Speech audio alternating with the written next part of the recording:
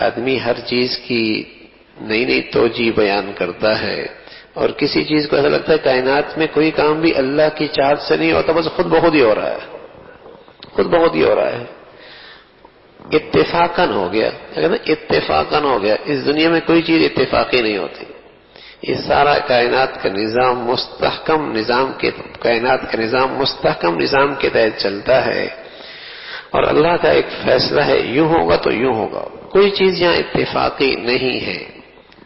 انسان کے بدن سے جو زندگی نکلتی ہے، اللہ نے اس پہ فیصلے رکھے ہیں، اس پہ نتائج رکھے ہیں، اس پہ نتائج رکھے ہیں۔ تو پہلے تو یہ ہوتا تھا غلطی ہوئی اور یوں سزا ملی۔ ایک شخص حضور علیہ الصلوۃ والسلام کی خدمت میں آیا اور اس کے پیشانی پہ خون بہ رہا تھا، تو کہنے لگا اللہ کے رسول، میں چل رہا تھا اور میری نظریں بھٹک گئی، کسی کو دیکھ لیا میں نے، کسی غیر محرم کو، اور آگے دیوار تھی، ٹکر لگ گئی۔ اب ایک تو یہ ہے، اب اس نے یوں ذکر کیا تو اللہ کے نبی نے کیا کہا؟ اب علیہ الصلوۃ والسلام نے فرمایا اذا اراد اللہ بعبدی خیرا عجل له العقوبہ۔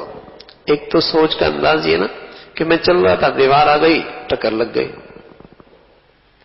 دیوار نہ آتی ٹکر نہ لگتی، گاڑی نہ آتی ٹکر نہ ہوتی، گڑا نہ ہوتا، میں گرتا نہیں۔ ایک سوچ تو یہ ہے۔ اور ایک اللہ کے نبی نے کیا فرمایا؟